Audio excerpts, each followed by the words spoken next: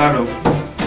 Bueno, muchas gracias por haberme invitado y por otorgarme la oportunidad de hacer la presentación de este libro, que a pesar de su tamaño más o menos exiguo, pues detrás de él hay bastante trabajo.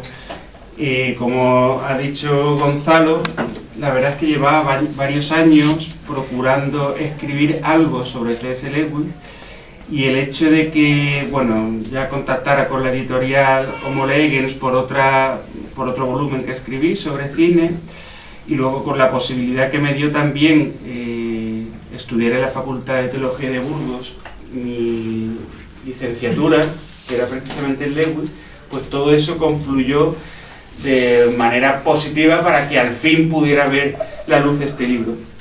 Y justamente surge por una cosa que ha dicho Gonzalo.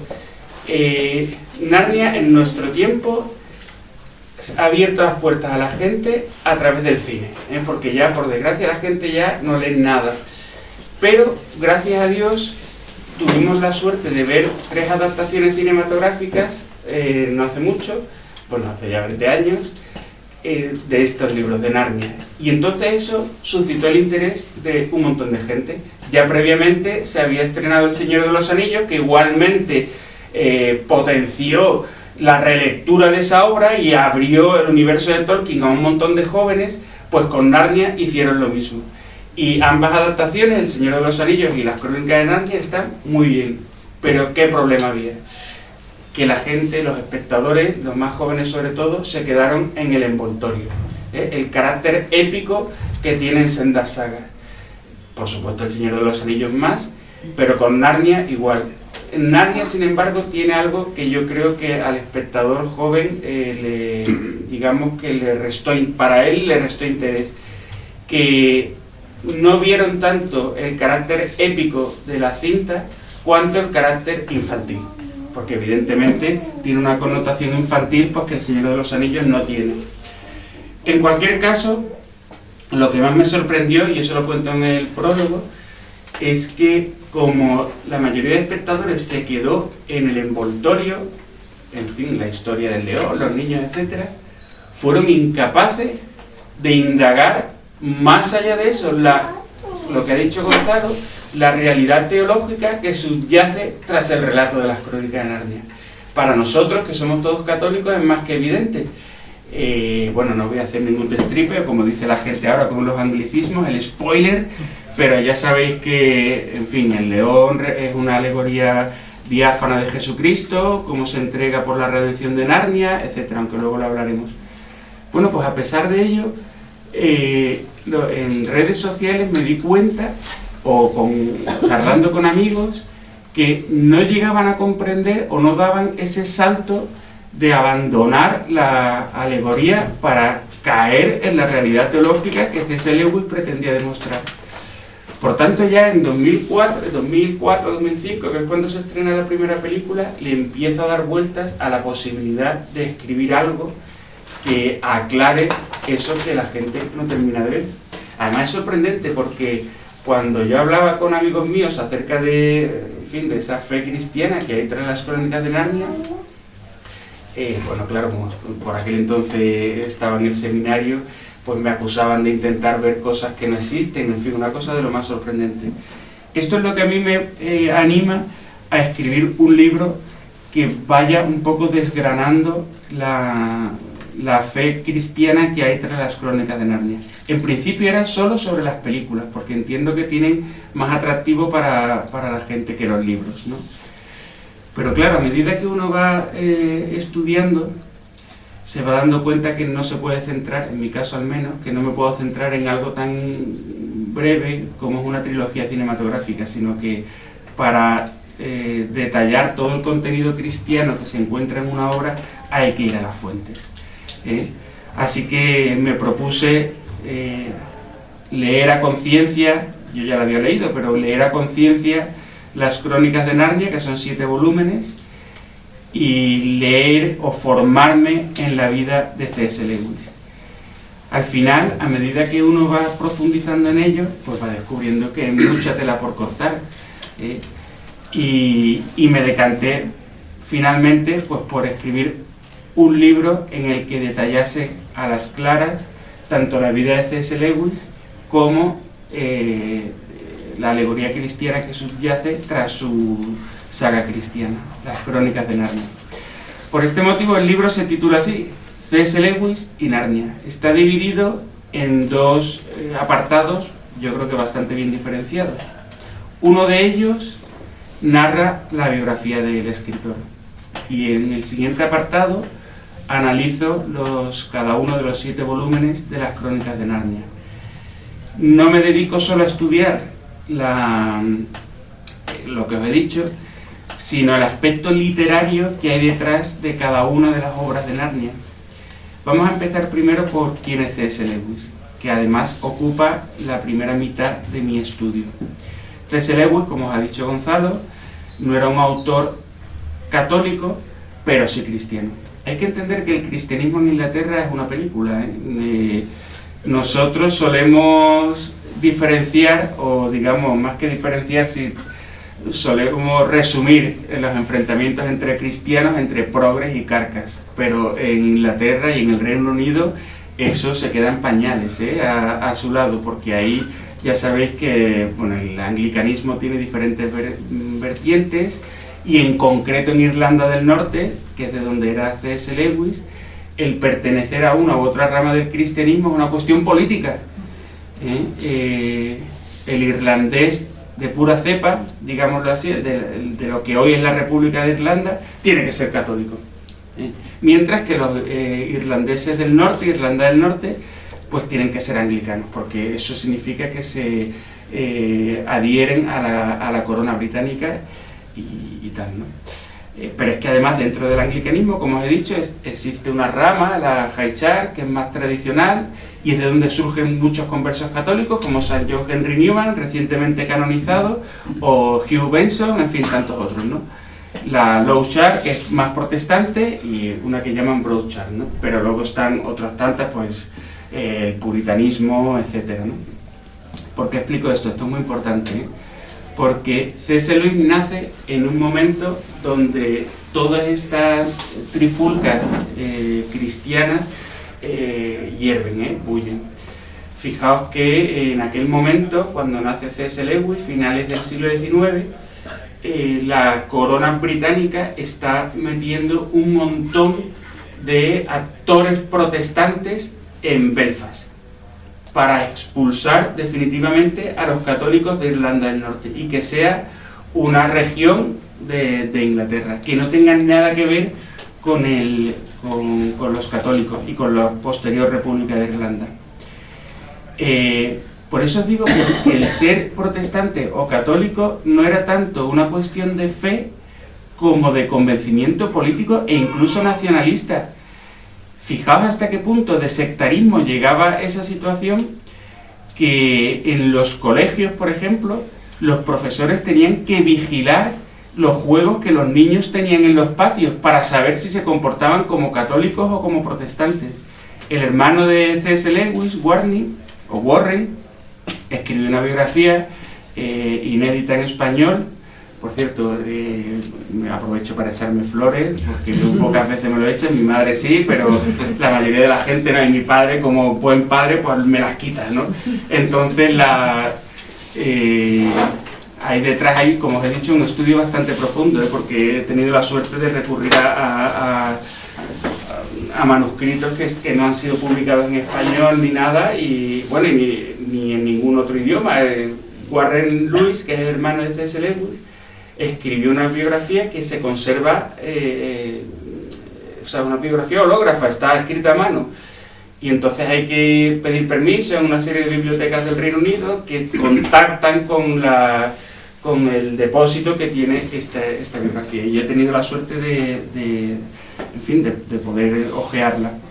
Y una de las cosas que él cuenta es que en los colegios, como os decía, los profesores idearon un juego que se llama Protestantes y Católicos. Es como los policías y ladrones, en los que los protestantes son unos socios de los policías y por ende los católicos son los malos.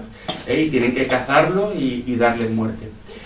O el abuelo de C.S. Lewis era un reverendo o un sacerdote, dicho entre comillas, claro, porque no lo son, ¿no? Un pastor, vamos a decir, de la iglesia puritana irlandesa, y entonces tenía mucha fama porque denostaba continuamente a los católicos o papistas, como lo llamaban ellos, diciendo que eran hijos del diablo, ¿no? Y que, en fin, ser católico era prácticamente ser un discípulo de Satanás y tener asegurado el boleto de entrada al infierno. Entonces, y los católicos siempre era visto como algo raro. La historia que estudia C.S. Lewis de niño ya venía adulterada de varios años atrás, en los que les hacían ver a los niños que los habitantes, los verdaderos habitantes autóctonos de la isla Esmeralda eran los protestantes, mientras que los católicos habían llegado después para expulsarlos. En fin, una historia que, bueno, si alguien ve el vídeo, que me perdone la comparación, pero que estamos viendo ahora mismo, como en Cataluña, por ejemplo, pasa lo mismo, donde se adultera la historia para pervertir la mente ya de los niños y que crezcan ya sectarizados. Entonces C.S. Lewis, para desgracia nuestra, nace como un puritano y crece como un puritano acérrimo, que odia a la Iglesia Católica, lo ve como lo ajeno al cristianismo, como algo que ha adulterado el mensaje de Jesucristo. Él ve que la Iglesia Católica, como buen protestante, no tiene nada que ver con el mensaje de Jesucristo. Entonces, él, como os digo, crece en ese ambiente puritano. Puritano viene de purificación, de ir purificando la fe. Un puritano se supone que es lo más puro, supuestamente, para entender el cristianismo, que va, digamos, al busilis del cristianismo, al kid, al auténtico.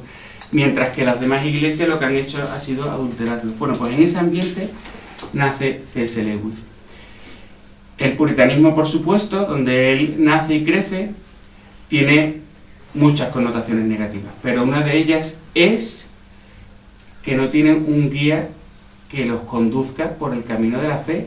Tienen interpretaciones muy libres de lo que es la Biblia y de lo que es la propia fe, y por tanto muy subjetivas.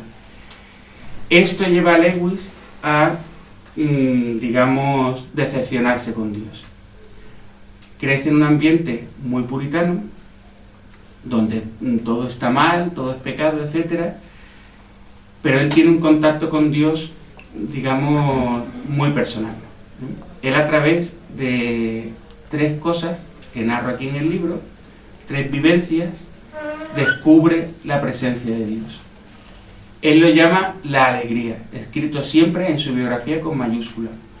La alegría él lo describe no como el sentimiento de júbilo que nos embarga, bueno, momentáneamente a cada uno de nosotros, sino que él lo describe como una llamada de algún sitio desconocido que lo convoca a algo mayor, a un lugar mayor y más feliz que este en el que vivimos.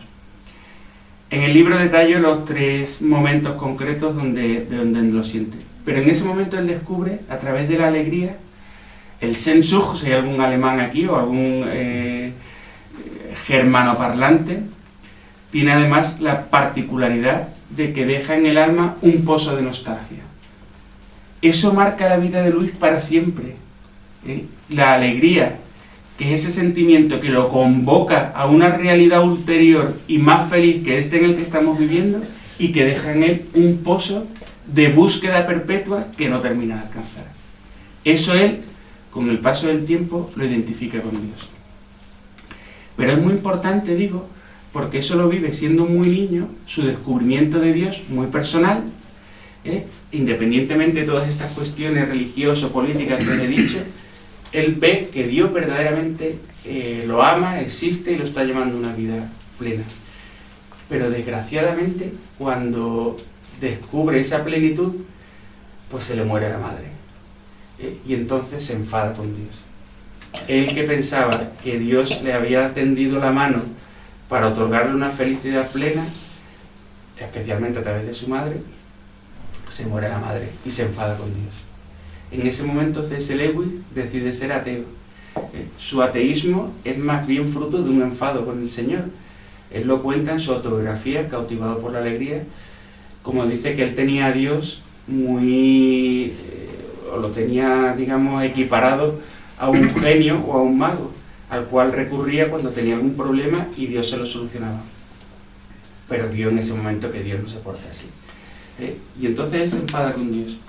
Y aparece un proceso de ateísmo muy interesante, porque él va buscando durante sus años de juventud excusas para apuntalar ese ateísmo. Sin embargo, Dios nunca lo dejó de lado, porque a medida que iba intentando zafarse de la presencia de Dios, iba encontrándose continuamente con factores que lo que hacían era potenciar o empujar su fe. Uno de ellos, o el más importante, es otro escritor al que le he dedicado mucho tiempo, que es Tolkien. Tolkien, a diferencia de Lewis, sí era católico. Y además un católico acérrimo. Aquí Tolkien se sentiría la mar de a gusto entre nosotros. C.S. Lewis también, pero de otra manera, porque C.S. Lewis a su modo era también muy tradicional. Lo que pasa que, digamos, trasladando la mentalidad de Lewis a la corona británica, pero también eran los dos muy tradicionales. Tolkien sí que era católico. Y entonces ve en Lewis ve una especie de esperanza o un brote verde para ver que lo puede conducir hacia la fe. De hecho, Lewis ya después de esos años de juventud había visto, bueno, pues cosas que la fe tenía sentido, pero Tolkien es el que le da el impulso definitivo. Y lo hace a través de lo que él llama la teoría del mito verdadero. En esto justamente es lo que me estoy doctorando. La teoría que tenía Tolkien es que todos los mitos de la antigüedad fueron preparando progresivamente la revelación de Jesucristo. Y que todos los cuentos o historias que vinieron después son tanto más cautivadoras cuanto más se acerquen a la verdad cristiana.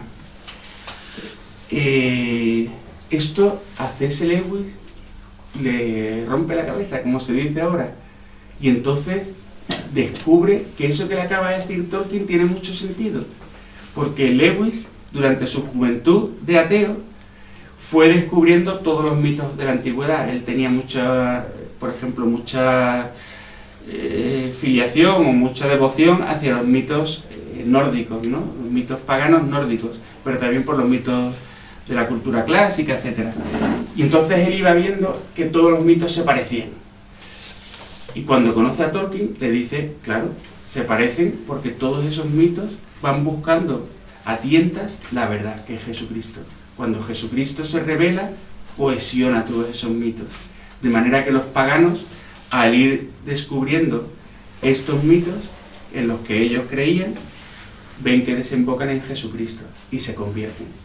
Se llaman mitos verdaderos, le dice Tolkien, porque mientras que los mitos paganos no acontecieron en la realidad, el mito verdadero, que es Cristo, aconteció en un momento concreto de la historia, resumiendo o siendo el epítome de todos esos mitos paganos. Bueno, esto Luis, como os digo, como él al escribir, él es muy gráfico. Dice que su mente hizo clac, encajaron perfectamente las piezas y descubrió que todo aquello que él fue estudiando, en el fondo era una búsqueda insaciable de la verdad, y que esa verdad estaba en Cristo. Como Tolkien a su vez le había dicho que los cuentos que vinieron después, o los relatos que vienen después del cristianismo, tienen que mostrar cierta verdad, y la verdad es Cristo, para que cautiven a la gente, Luis decide que tiene que escribir unos cuentos, unos mitos, unos nuevos mitos, lo llama él, para cautivar la mente de los jóvenes. En aquella época, estamos hablando de los años 50, la posguerra, en fin, etc., la literatura juvenil estaba en franca decadencia, igual que hoy, en verdad. La literatura que se vendía, los niños no leían nada, y la literatura que se vendía era muy realista, ¿no? Para, en fin, que la gente, más que cultivar la imaginación, pues tuvieran que ver descrita la realidad que estaban viviendo pues en esas páginas. Entonces C.S. Lewis decide que eso tiene que cambiar y que hay que reevangelizar Inglaterra. Porque aunque Inglaterra se declarase anglicana, pues ahí la mayoría era ateo, era anglicano, la gente lo era de cultura, pero no de fe. Luis, por tanto, decide reevangelizar Inglaterra a través de un nuevo mito. Igual que él descubrió la fe cristiana a través de los mitos paganos, él quería que a través de un mito cristiano, los niños especialmente, descubriesen la belleza de la fe. Y entonces se convirtiesen al cristianismo. Ese es el origen de las Crónicas de Narnia. Él, bueno, aquí detallo por qué va eligiendo los diferentes personajes que van apareciendo a lo largo de la saga, pero básicamente todos ellos son frutos, bueno, pues de su cábala literaria. Él va descubriendo los personajes que pueden ir bien en cada libro, pero sobre todo en sus propias vivencias personales. A mí me hace mucha gracia C.S. Lewis, porque él dice que él, ningún autor debe de, digamos, de indagar en la biografía, ningún lector, perdón, debe de indagar en la biografía del autor, porque entonces no disfruta de la obra, sino que va buscando siempre datos que le ayuden a sustentar el libro que está leyendo. Sin embargo, yo no he descubierto autor más personalista, bueno, aludiendo a un término que no tiene mucho que ver, pero bueno, más personal a la hora de escribir sus libros. En todos sus libros aparece siempre algo de su biografía. Y yo he descubierto que cuanto más indagas en su vida, más disfrutas de su biografía o más la comprendes. Entonces, aparte de esos mitos que os he dicho, y en los que quiere desarrollarlos a partir de esos 7 libros, también aparecen un montón de retazos de su propia biografía, que lo que hacen es disfrutar aún más de lo que las Crónicas de Narnia quiere mostrarnos. Por ejemplo, antes aludíamos a la alegría, que es esa llamada de un mundo ulterior o de ultratumba o un mundo más feliz, que no deja de ser una simiente que Dios pone en el corazón del hombre para atraerlo hacia él. Bueno, pues en Narnia continuamente vemos esa llamada o esa convocatoria de la alegría, que pasaría desapercibida si no tuviésemos nosotros constancia de que Luis mismo la sintió. En uno de esos libros, por ejemplo, que se titula El caballo y el muchacho, que es igualmente una biografía encubierta del propio Lewis, el protagonista vive en el desierto, se siente desterrado de este mundo, pero continuamente recibe una convocatoria o una llamada del norte. Para C.S. Lewis el norte era como la sede de esa alegría primigenia que andaba buscando.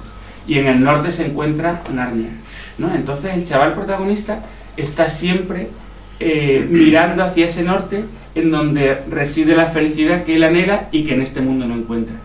Bueno, pues como tenéis que leer el libro, tanto el mío como el propio de Narnia, no os lo voy a detallar más, pero ese, por ejemplo, es un camino que allana la lectura del interesado y que además lo que hace es disfrutar o le ayuda a disfrutar más de las Crónicas de Narnia.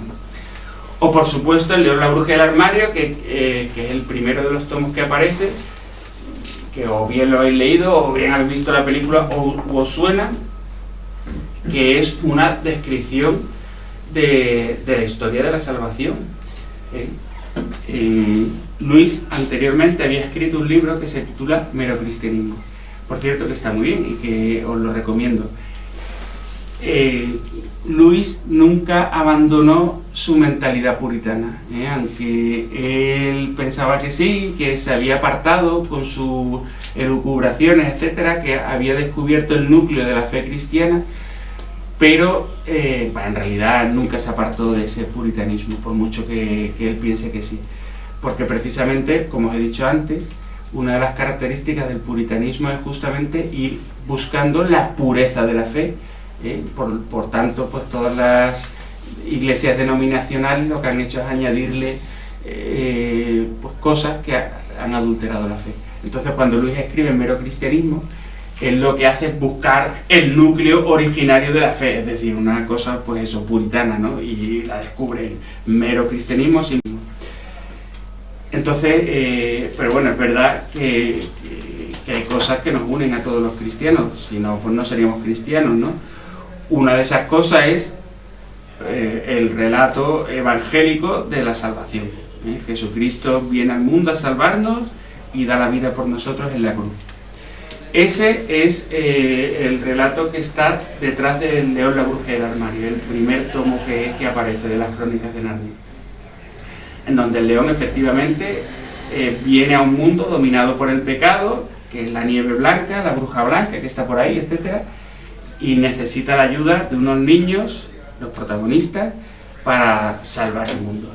Y al final el león, como Cristo, claro, por lo menos el Evangelio lo conocéis, como Jesucristo, pues muere para la salvación del mundo, ¿vale? Eso es lo que nos une a todos los cristianos, y es lo que Luis quería plasmar en el León, la bruja y el armario.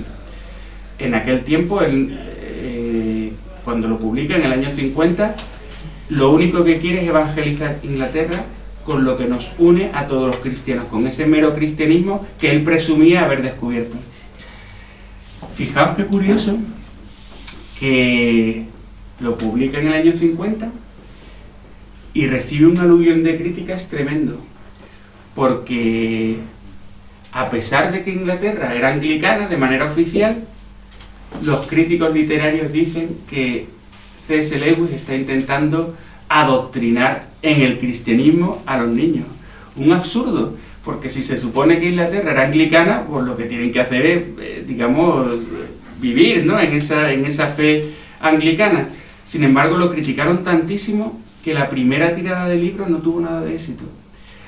Sin embargo, los niños, que a quienes iba destinado el primer volumen de la saga, pues descubren en él una novedad. Después de haber leído un montón de libros que lo que hacían era anclarlos en la realidad tan triste que estaban viviendo, descubren un libro que les abre la puerta a la fantasía. Animales que hablan, aventuras, niños que como ellos, etc. Total, que el libro se vuelve a vender, se reedita, en Navidad, y ya es un exitazo. A partir de ese momento, el editor le pide a C.S. Lewis que le tiene que suministrar libros nuevos casi cada año. C.S. Lewis tenía la virtud de que escribía muy rápido. En 15 días te escribía un libro. Una suerte, la verdad. En 15 días escribía un libro. Mamá, cállate que me distrae. En 15 días escribía un libro. Entonces él se propone escribir 7 tomos. En cada uno de los tomos, por tanto, ya va profundizando en las diferentes cuitas religiosas que a él le acucian, ¿no? Por ejemplo, en el siguiente volumen de la saga, que es El Príncipe Caspian, ahí, por desgracia, aunque él intenta hablar de la fe y de lo que supone la fe en un mundo secularizado, que es lo que él estaba viviendo, El Príncipe Caspian, que es el siguiente volumen, transcurre 1000 años después de León, la bruja y el armario, en un mundo que ya no cree ni en Aslan, que es una alegoría de Jesucristo, no creen en Dios, no creen en nada, ¿no? Un mundo paganizado. Entonces él quería demostrar cómo la fe pervive a lo largo de la historia y nos da fuerza a los cristianos, pues, para superar las diferentes dificultades que nos pueden someter. Pero digo por desgracia porque, claro, ahí ya se le ve la vena anglicana, ¿no? El príncipe Caspian, protagonista, es el líder de la nueva iglesia que surge tras ese milenio de distanciamiento de la fe. Es decir, bueno, la doctrina anglicana que todos conocéis, en la que el rey de Inglaterra tiene que ser cabeza de la iglesia. O, por ejemplo, en el siguiente volumen, que es mi favorito, La travesía del viajero del alba, que Luis lo escribe teniendo como falsilla la navegación de San Barandán. Es un relato medieval de un monje irlandés que se echa a la mar con su tripulación de monjes. Sería como el fray Perico irlandés, pues se va a la mar y tiene una serie de aventuras en la que va descubriendo unas islas donde hay, se hacen alegorías sobre cada uno de los sacramentos. Bueno, pues teniendo como falsilla ese libro, C.S. Lewis escribe La travesía del viajero del alba, en donde hace una postulación de los sacramentos que son, digamos, vitales para aumentar la fe en el cristiano.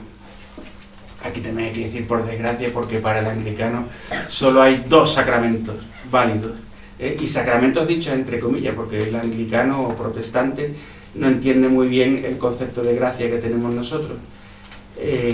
Esos 2 sacramentos son el bautismo y la cena del Señor, que sería un trasunto raro de nuestra Eucaristía. Sin embargo, cuando leáis las Crónicas de Narnia, cosa que os recomiendo, veréis que Lewis tiene una imaginación portentosa, y que sabe detallar muy bien lo que él quiere transmitir, y de manera muy bella. Toda Narnia está recorrida por ese sentimiento de nostalgia, el Sehnsucht que os decía, que él percibió a través de la alegría, ese pozo que te anima a buscar una cosa mejor. Entonces, de continuo, cuando uno lee Narnia, se retrotrae a su niñez, porque es que Luis lo describe muy bien, o sentimientos que uno ha tenido alguna vez en su vida, aunque ya no nos acordemos de cuando éramos niños, porque es lo que él quiere, evocar en el lector ese sentimiento de júbilo que lo impulse a la búsqueda de Dios. Entonces, en este libro de La travesía del viajero del alba, describe el bautismo, pero de una manera, vamos, que ni en los padres de la Iglesia he descubierto cómo uno de los niños, pues, en fin, se somete al pecado de la avaricia, que para él y para Tolkien era lo peor, y se convierte en dragón. Por eso, por ejemplo, en El Señor de los Anillos, en El Hobbit, aparece el dragón como símbolo del mal, ¿no? Y acumulando tesoros y sin poder gastarlos. Eso es la avaricia, ¿no? El tener un control absoluto de tus posesiones y no disfrutar de ellas. Eso para ellos era lo peor.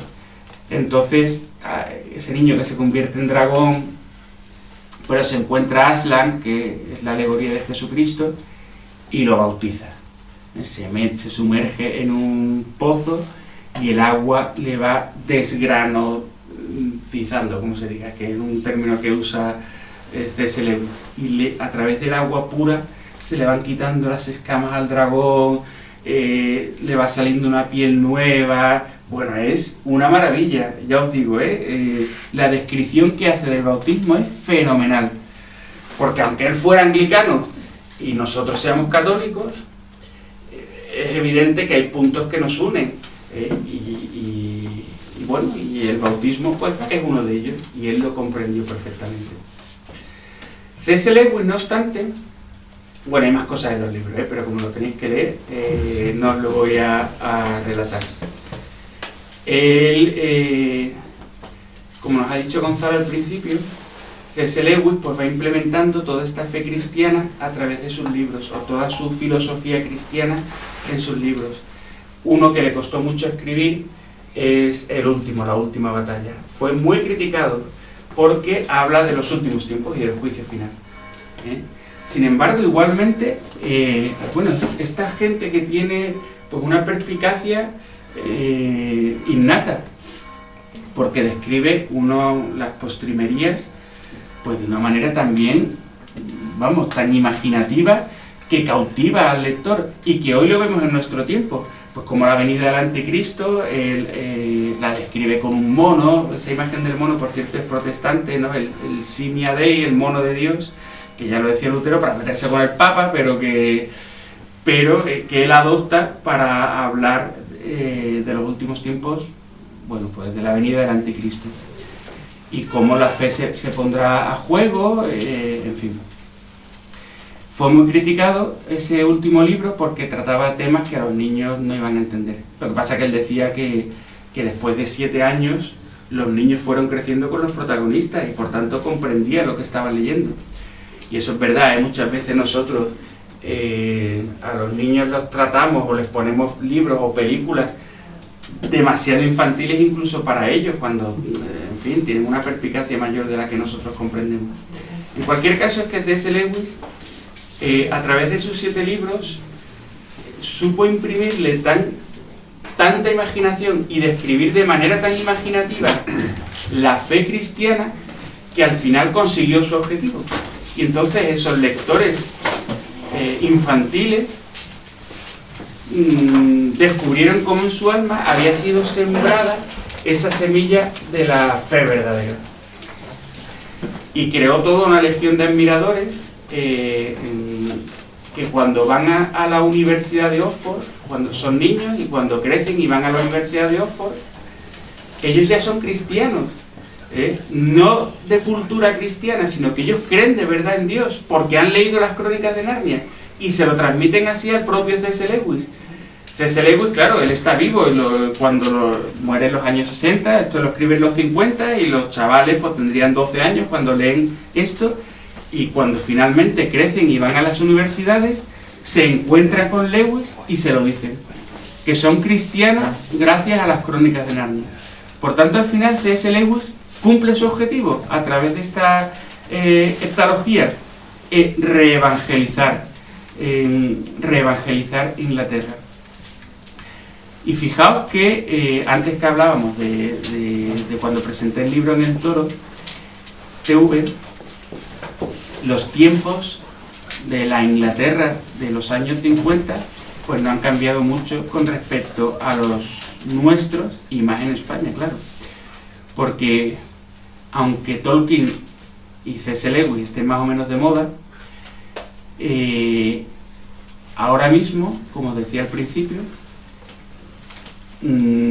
cuando alguien ve El Señor de los Anillos, pues el libro no creo que se lo lean, pero cuando lo ven o ven las Crónicas de Narnia, han perdido ya esa capacidad imaginativa que los niños de los años 50 habían perdido.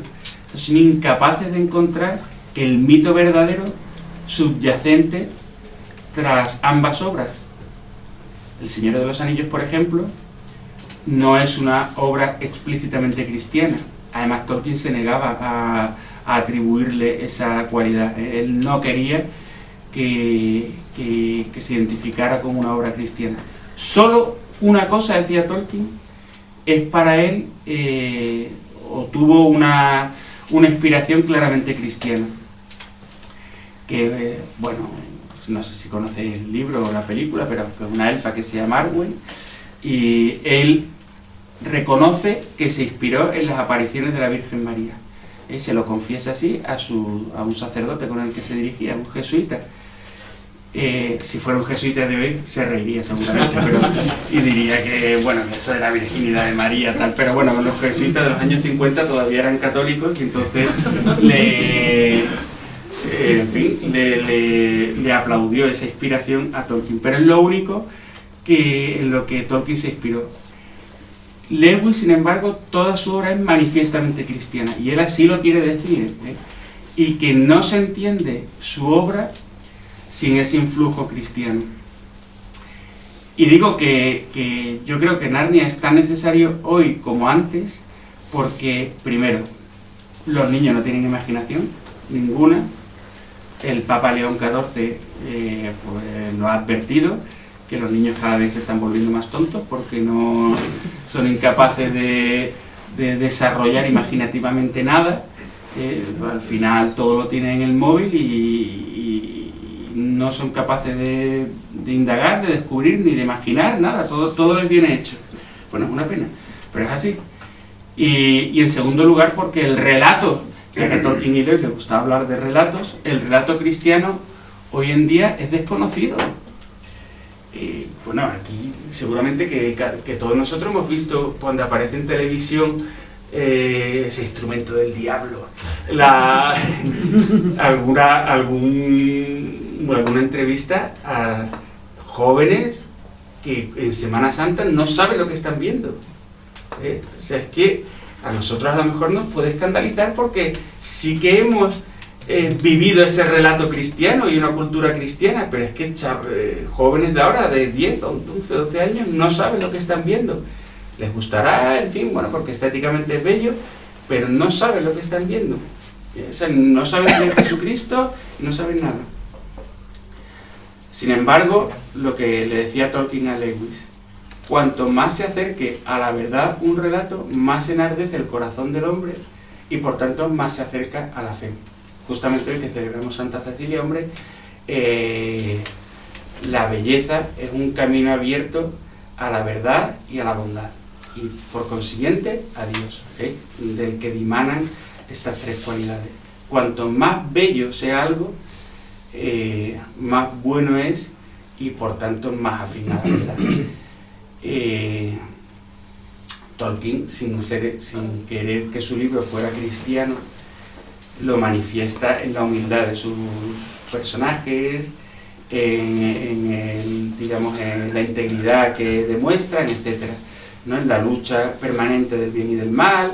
Eso fue descubriendo poco a poco, o les fue abriendo la puerta a la verdad a mucha gente. No sé si lo sabéis, lo cuento aquí, pero lo digo por encima. Si queréis el detalle, hay que comprar el libro. Muchos estudiosos dicen que uno de los factores que propulsó o impulsó la caída del muro de Berlín fue Tolkien, porque como en El Señor de los Anillos aparece también esa lucha entre el bien y el mal, los pobres rusos tenían completamente mezclado el concepto de bien y del mal. Lo que era bueno pues podía ser malo en un momento dado, o si les interesaba pues a los políticos, lo malo podía ser bueno. O sea, no diferenciaban entre el bien y el mal.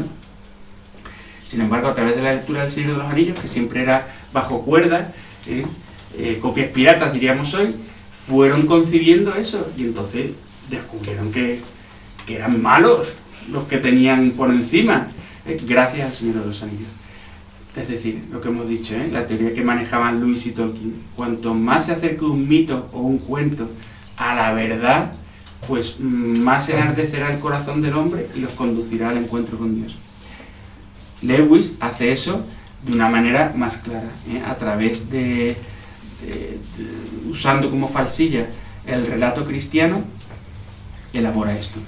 Entonces él, como os he dicho, bellamente intenta hacer unas descripciones que lo que procuran es entusiasmar al lector para evocarles esa nostalgia y que busquen la verdad en Dios. Es que lo tenéis que leer, Narnia, porque de verdad que merece la pena. Tenéis que romper ese prejuicio de libro infantil y echarle un vistazo con ojos de la fe, y vais a descubrir que efectivamente sabe enardecer ese corazón. Bueno, volviendo a lo de antes y ya terminando, C.S. Lewis yo creo que consiguió su objetivo. A través de Narnia suscitó la fe en un montonazo de lectores, de niños, y hoy igualmente puede ser pues un acicate para recuperar esa fe. Como el relato cristiano hoy, en fin, pues ha menguado, en este libro procuro un poco ir desgranándolo, cosas que nos pueden pasar desapercibidas a nosotros, porque Luis tiene él era medievalista, entonces usa muchas figuras que nosotros hoy ignoramos, porque bueno, también pues somos menos cultos que antes, que se le va a hacer, y entonces son cosas que nosotros ahora no entendemos, y hay que indagar un poquito pues, para sacarlos a la luz y que lo entendamos. La aparición del ciervo blanco, que siempre es una imagen de la pureza de Jesucristo y que hoy no entendemos, ¿no? El pelícano más o menos sí, pero que aparece por ahí, pero hay otras tantas cosas que nosotros ya ignoramos y que requieren de una guía. Esa es la motivación del libro, y buscando esa guía que nos ayude a descubrir los elementos cristianos que subyacen tras las crónicas de Narnia. Además, fijaos que una feligresa me hizo los dibujos a acuarela y están súper bien, y ya solo por eso merece la pena. Intentan homenajear a los libros, ahí a la cámara, intentan homenajear las ilustraciones originales, con color pastel, que también están hechas a acuarelas y están muy bien. Para terminar, o del Príncipe Caspian, aquí, para que se vea. Para terminar, fijaos que cuando C.S. Lewis escribió, o terminó de escribir en el año 1956, la heptalogía narniana, todos pensaban que se había hecho católico, para que veáis, que C.S. Lewis se había convertido al catolicismo. De hecho, tuvo toda una campaña de difamación por parte de las universidades, especialmente Oxford y Cambridge, que es donde él se cultivó, porque claro, no se adhería a la doctrina anglicana para ellos, ¿no? Entonces, bueno, ya C.S. Lewis había tenido críticas similares con otros libros, Cartas del Diablo a su sobrino, El regreso del peregrino, también le habían acusado de católico y él había intentado demostrar que no. Bueno, imagino que no entendemos esa presión que él podía tener, lo que os decía al principio, ¿no? Nosotros, yo creo que no somos incapaces de meternos en la mentalidad de un inglés del siglo XIX en donde tu filiación religiosa va de la mano de tu convencimiento político, ¿no? Yo creo que no somos capaces. Entonces él intentaba por todos los medios hacer ver que no, porque el ser católico en Inglaterra suponía que despreciabas la corona inglesa, ¿no? Bueno, lo que os quiero decir es que intentó por todos los medios hacer ver que él no era católico, pero paradójicamente la literatura de Lewis ha hecho, lo decíamos al principio, ha convertido a mucha gente a la fe católica. Para empezar, el propio hermano de Warren, de C.S. Lewis, Warren, el pobrecito era alcohólico y pasó muchos años en una clínica de desintoxicación, diríamos hoy, de unas monjas católicas. Y gracias al pensamiento de su propio hermano, estuvo a punto de convertirse a la fe católica. Y no lo hizo por esa presión política que existía a la sazón en Inglaterra. Pero el albacea de Lewis, Walter Hooper, que era diácono anglicano, se convirtió al catolicismo solamente leyendo los libros de C.S. Lewis. Y el propio Lewis, en una entrevista ya un poco tiempo antes de morir, con los seminaristas anglicanos, les dijo que si la iglesia anglicana, bueno, lo dijo él, por si lo ve otra gente a través del vídeo, si la iglesia anglicana abrazaba el modernismo ordenando mujeres, cosa que ha pasado, la iglesia anglicana dejaría de ser cristiana y que esos seminaristas tendrían que convertirse al catolicismo. Bueno, y así vemos que ahora mismo eso no lo dicen, pero ahora hay muchísimos sacerdotes anglicanos que se están convirtiendo al catolicismo. Y muchos de ellos dicen que quien les abrió las puertas fue C.S. Lewis, sacerdotes anglicanos que se han convertido al catolicismo.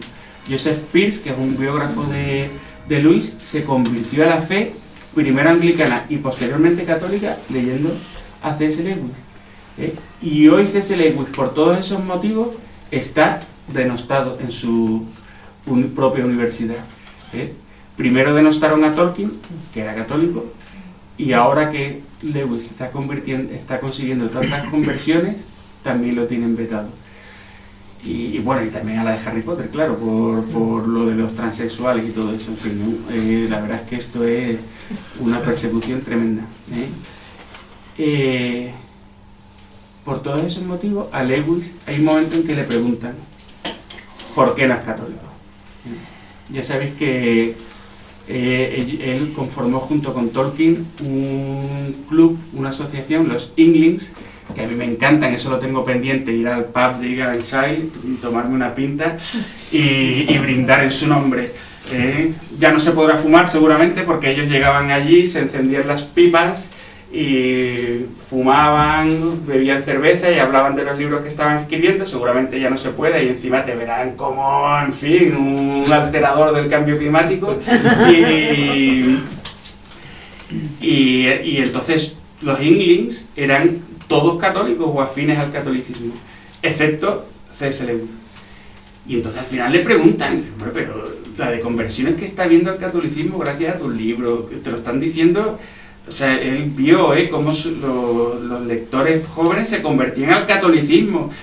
Pues la amistad con Tolkien, en fin, otros ¿cómo se llama este? Había uno que invitaron una vez, no me acuerdo, que tradujo la obra de Santa Teresa y de San Juan de la Cruz al inglés, vamos, y ya cuesta leerla en español, y él la escribió en inglés y, en fin, fue perseguido por los rojos, una historia tremenda, ¿eh? ¿El qué? Roy Campbell. Exacto, Roy Campbell, ¿eh? Y perteneció durante una época a los Inklings, en fin.